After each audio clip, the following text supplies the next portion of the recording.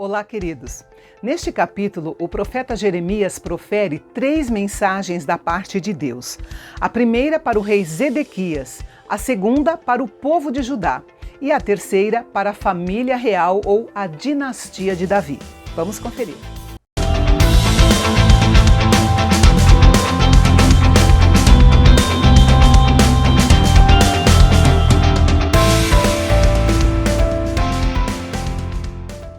Eu quero começar com uma informação importante. O livro de Jeremias não é organizado cronologicamente e, segundo os estudiosos, há um grande espaço de tempo entre o final de Jeremias 20 e o início de Jeremias 21. O capítulo 20 terminou sob o reinado de Eliaquim, ou Jeoiaquim, filho de Josias, que reinou por 11 anos. E o episódio narrado neste capítulo, capítulo 21, acontece cerca de 20 anos depois, no tempo em que o exército babilônico já estava na terra de Judá e Jerusalém, sua capital, estava cercada de inimigos. E o que aconteceu nesse período de mais ou menos 20 anos? O que aconteceu nesse intervalo? É importante lembrar que a Babilônia não tomou a nação de Judá de uma só vez. Isso aconteceu em etapas.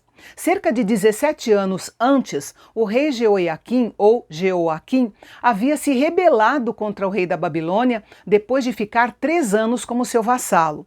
Então, o próprio Deus promoveu uma invasão liderada pelos babilônios ou caldeus, junto com as tropas dos sírios, dos moabitas e dos amonitas, que vieram contra Judá, causando uma grande devastação. Cerca de 7 anos depois, já no reinado de Joaquim, Nabucodonosor invadiu Jerusalém, levou cativos o rei, sua família e os melhores e mais brilhantes homens de Judá, além dos tesouros do rei e do templo do Senhor, e então colocou Zedequias no trono como um rei fantoche. Na época desse capítulo de Jeremias 21, o reinado do rei Zedequias já estava quase no fim. Contando com a ajuda do Egito, Zedequias havia se rebelado contra Nabucodonosor, recusando-se a pagar o tributo. Com isso, o povo de Judá estava sofrendo terríveis consequências da decisão imprudente do seu rei. Nabucodonosor havia retornado pela 3ª vez para destruir a cidade de Jerusalém e levar embora o restante do povo de Judá, de modo que a cidade estava cercada.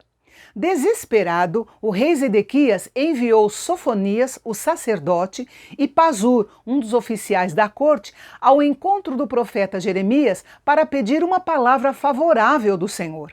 Até parece que nunca tinham ouvido o que Jeremias havia profetizado incansavelmente. Uma informação importante aqui é que este Pazur não era o mesmo Pazur que 20 anos antes havia mandado açoitar Jeremias e colocá-lo no tronco. O rei esperava que Yahvé realizasse um feito miraculoso de livramento para Jerusalém, como havia feito nos dias do rei Ezequias. No entanto, a resposta do Senhor, através de Jeremias, foi um pronunciamento sombrio para o rei, para o povo e para a dinastia ou a casa de Davi.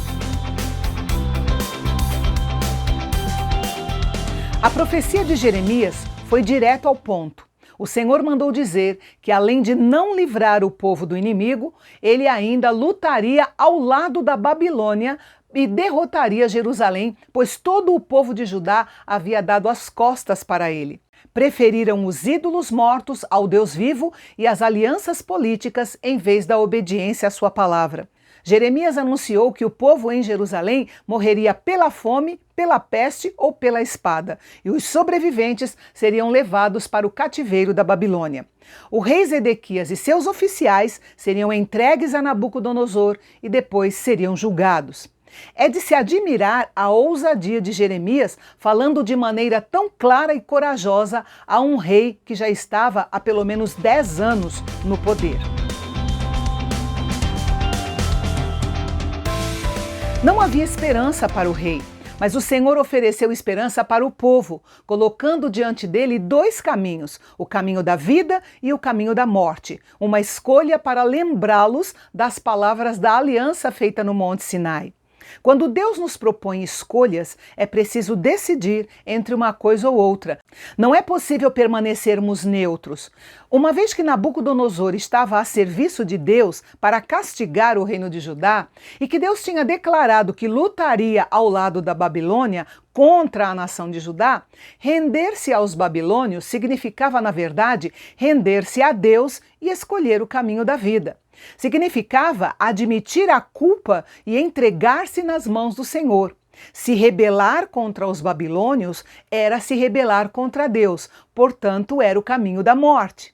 Este é um paradoxo da vida espiritual com Deus que é expresso de modo muito mais claro no Novo Testamento. Ganhamos a vida quando a entregamos. Esse é o exato contraponto das palavras que o Senhor Jesus falou em diferentes ocasiões. Aquele que ama a sua vida a perderá, e aquele que perde a sua vida por minha causa, esse a salvará.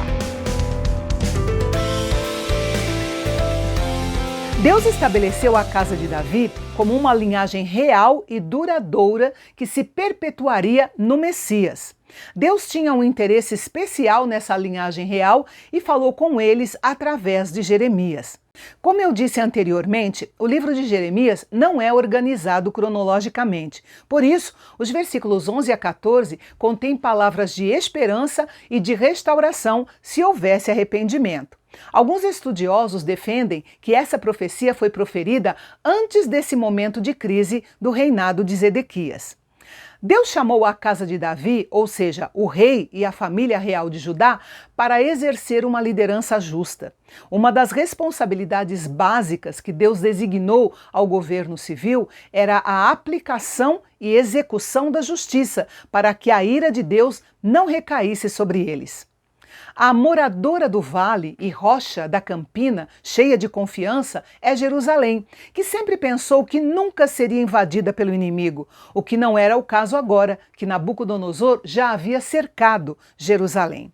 Deus disse que era contra aqueles que se sentiam seguros e protegidos, pois apesar da sua sensação de segurança, o julgamento viria como fogo sobre eles. Note que este capítulo começou com um rei desesperado pedindo ajuda e terminou com o profeta trazendo um pronunciamento de total destruição. E no capítulo de amanhã, vamos ver uma série de profecias que o Senhor deu a Jeremias para que fossem entregues aos últimos reis de Judá, que viveram fora dos padrões estabelecidos na lei de Deus. E como aprende melhor quem aprende com os erros dos outros, não perca o nosso capítulo de amanhã, aqui no canal Bendito, o canal de Fala Fácil. Até lá!